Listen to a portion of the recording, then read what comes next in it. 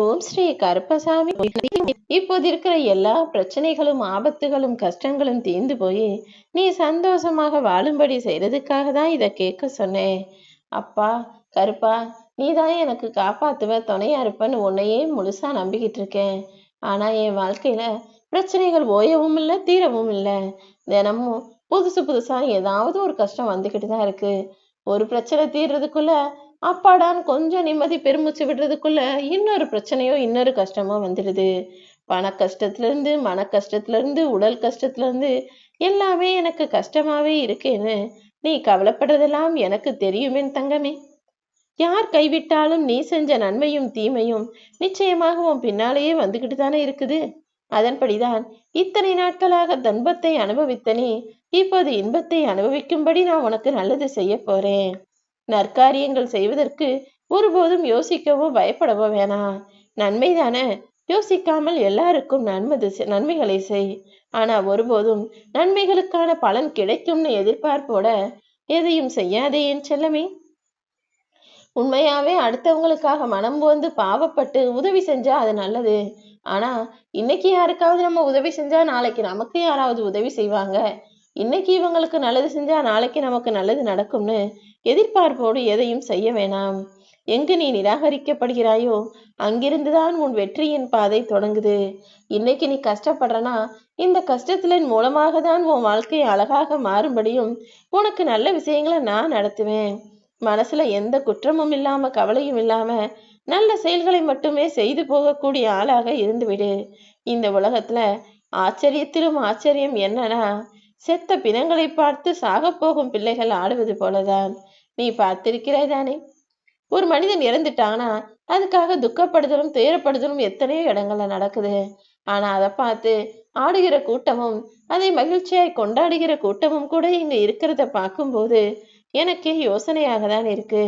நீ தவறான பாதையில வேகமாக போறதை விட சரியான பாதையில மெதுவா போனாலும் நிச்சயமாக உன் வாழ்க்கையில ஜெயிச்சிடலாம் என் செல்லமே.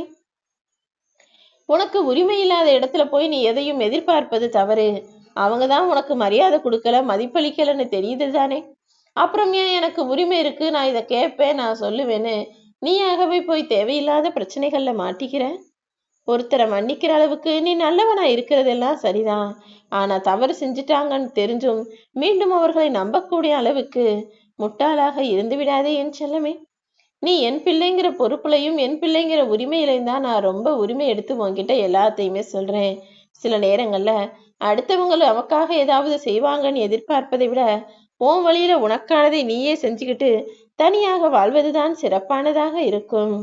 நீ உன்னை விட்டு எந்த விஷயம் கைவிட்டு போனாலும் ஐயோ எனக்கு இது கிடைக்கலையே, எனக்கு நடக்கலையே நினைச்சு வருத்தப்படாத. உன்னை விட்டு விலகி போறது எதுவுமே உனக்கானது இல்லைங்கிற உண்மையை புரிஞ்சுக்கோ. பணம் இருந்தால் தூரத்து சொந்தமும் நெருங்கிய சொந்தமாயிடும். கடன் இருந்தா உனக்கு நெருங்கின சொந்தக்காரவங்க கூட உன்னை திரும்பி பார்க்காம எங்கேயாவது தூரமா போய் எங்க உதவி கேட்டுருவியோன்னு ஓடி ஒளிஞ்சிக்க கூடிய ஆட்களாக இருப்பார்கள். எல்லாருக்கும் விட்டு கொடுத்து போ. ஆனா உன்னை மதிக்காத மனிதர்களிடத்தில் விட்டு விலகி நின்று விடு என் செல்லமே. உறவுகள்ன்றது ரொம்ப முக்கியம்தான். ஆனா அதை விட தன்மானம் முக்கியம் அல்லவா. உனக்காக துடிக்கக்கூடிய இதயமாக உன் அப்பா கருப்பசாமி நான் இருக்கும்போது நீ கவலைப்பட வேணாம். இந்த உலகத்துல யாரதான் நம்புறதுன்னு யாரையுமே நம்ப முடியாம எல்லாருமே கெடுதலாகவும் எல்லாருமே துரோகத்தையும் ஏமாற்றத்தையும் செய்யக்கூடிய ஆட்களாக இருக்காங்களே நினைச்சு நீ மனசு நொந்து போனதெல்லாம் எனக்கு தெரியும். பொறுமையா காத்திரு. இங்க கடைசி நிமிடத்துல கூட என்னுடைய அற்புதங்களை உன் வாழ்க்கையில என்னால நிகழ்த்த முடியும். என்னதான் உன்னை சுத்தி இருக்கிற உறவுகளுக்காக நீ அனுசரிச்சு போனாலும் ஒரு சில கட்டத்துக்கு மேல ச்சே, இவங்களுக்காக நம்ம அவ்வளவு செஞ்சும் கொஞ்சம் கூட இவங்களுக்கு நன்றியே இல்லையே, பேசாம நம்ம நம்ம பிள்ளைங்களுக்கு நம்ம குடும்பத்துக்கு நமக்குன்னு செஞ்சுட்டு சுயநலமா வாழ்ந்திருக்கலாமோ, நம்ம குடும்பம் நல்ல நிலைமைக்கு வந்திருக்குமே நினைச்சு நீ வருத்தப்படக்கூடிய அளவுக்கு தான் உன்னை சுத்தி இருக்கவங்க எதையாவது செஞ்சிருவாங்க. ஆனா நீ கவலைப்படாத. இப்போது உன் வாழ்க்கையில இருக்கிற எல்லா விஷயங்களும் சீக்கிரமே சரியாகும். தேவையான நேரத்துல காட்டப்படாத அன்பு அதற்கு பிறகு 1000 ஆண்டுகள் உனக்கு தொடர்ந்து கிடைச்சாலும் அது அர்த்தமற்றது தானே. இப்போ உன் மனசுக்கு ஆறுதல் தேவை, அன்பு தேவை, அமைதி தேவைன்னு எனக்கு தெரியும். அதனாலதான் உன்னை சுத்தி இருக்கிற பிரச்சனைகள் இனிமேலும் உனக்கு தொடராம எல்லாத்தையும் சரி செய்யறதுக்காக இந்த கருப்பசாமி வந்துட்டேன். உன்னுடைய பகைவனை கூட நீ துணிவோடு தைரியமாக எதிர்கொள்ளலாம் என் செல்லமே. ஆனா இனிக்க இனிக்க உன்கிட்ட சிரிச்சு பேசி முதுகில் குத்தக்கூடிய உறவினர்களை மட்டும் நம்பிடாத. ஒரு முறை அவங்க அப்படி செஞ்சுட்டாலே அடுத்த முறை அவங்க கிட்ட நீதான் கொஞ்சம் கவனமா இருந்து தப்பிச்சுக்கணுமே தவிர, எப்போதுமே அவர்களை நம்பி நம்பி இல்ல அவங்க நல்லவங்க, அவங்க சிரிச்சுதான் பேசுறாங்க, நல்லவங்களாதான் இருப்பாங்கன்னு எப்போதும் நம்பிக்கொண்டே யோசனையிலேயே இருக்க வேணாம். ஒரு முறை உனக்கு தவறு செஞ்சுட்டாங்க, உனக்கு துரோகம் செஞ்சுட்டாங்க, ஏமாத்திட்டாங்கனாலே அடுத்த முறை நீதானே கொஞ்சம் கவனமாக இருக்கணும். உனக்கு நம்பிக்கை துரோகம் செய்தவர் ஒரு கொலை செய்ததற்கு சமம்தான். அதே நேரத்துல இந்த உலகத்துல கொலை செய்யறது மட்டும் தப்பு இல்ல, தற்பெருமை பேசிக்கிட்டு தற்கொலை செய்வதும் கூட தப்புதான்னு நான் சொல்லுவேன். ஏன்னா ஒரு சிலரு தான் அடுத்தவங்களுக்கு கெடுதல் செய்யறோன்றதை மீறி தான் அப்படி தான் இப்படி என் பிள்ளைங்க அப்படி என் குடும்பம் இப்படின்னு தற்பெருமை பேசிக்கிட்டு தன்னையே கொலை செய்யக்கூடிய மனிதர்களாகவும் நிறைய பேர் இருக்காங்க. பெருமை பேசுறதுனால உங்களுக்கு என்ன கிடைச்சிட போகுது? இந்த உலகத்துல நீங்க என்ன சாதிச்சிட போறீங்க? அடுத்தவங்க கண்ணு முன்னால நீங்க ஆடம்பரமா வாழ்ந்து காட்டுறதுனால உங்க வாழ்க்கையில எதுவும் மாறிட போவதில்ல. முடிஞ்ச அளவுக்கு எப்போதும் எளிமையாக வாழ்ந்து காட்டு.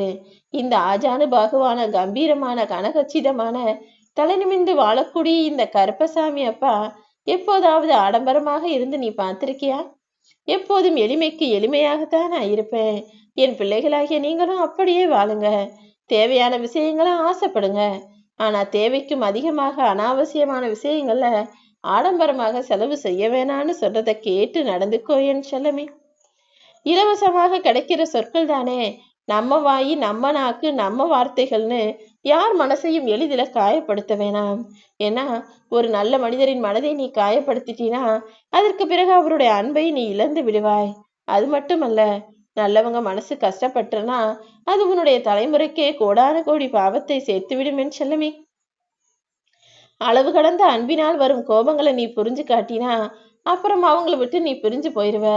ஒரு சிலர் உன்கிட்ட கோபப்பட்டு பேசுவாங்க. அவங்க உன் மேல உரிமை எடுத்து அன்பா பாசமா அக்கறையா கோவப்படுறாங்களா அல்லது வேணும்னே உன் மேல எரிச்சல் பட்டு பேசுறாங்களான்றத நீ தான் புரிஞ்சுக்கணும். உன் மனம் நோகும் போதெல்லாம் வயிறுக்கு விரதம் இருக்க சொல்லி சாப்பிடாம இருந்துராத. மனசு கஷ்டம்ன்றது வேற, வயிற்றுக்கு பசிக்குங்கிறது வேற. மனசுக்கு கஷ்டமா இருக்குன்றதுக்காக வயிறு பசிக்காமவோ அல்லது உடல்கள் வேலை செய்யாம இருந்துருதா? அதற்கு உண்டான விஷயங்களை அதற்கு நீ அவ்வப்போது செஞ்சுக்கிட்டே இருக்கணும். எதையும் எதற்காகவும் தள்ளி வைக்கதோ வேணாம்னு சொல்றதோ நிராகரிப்பதோ கூடாது. உன் மனசு கஷ்டமா இருந்தா கொஞ்ச நேரம் தனிமையில இரு. நீயாக எடுத்துக்கொள்கிற தனிமை கூட உன் மனசை இனிமையாக சந்தோஷமானதாக மாத்திடும். ஆனா மேலும் மேலும் தவறு செஞ்சு மத்தவங்க உன்னை ஒதுக்கி வச்சு உன்னை தனிமையில் ஆழ்த்தாமல் இருந்துகொள். எப்போதும் எதுக்காகவும் கவலைப்படாம நீ தைரியமாக இரு. எப்போதும் உன் கூடவே இருந்து உனக்கு நடக்க வேண்டிய நல்ல விஷயங்களை நான் நடத்தி முடிக்கிறேன். ஒருத்தர் எப்பவுமே மறக்காம இருக்கிறது அன்பு கிடையாது. அவங்க தப்பே செஞ்சாலும் அவர்களை வெறுக்காமல் இருப்பதுதானே உண்மையான அன்பு.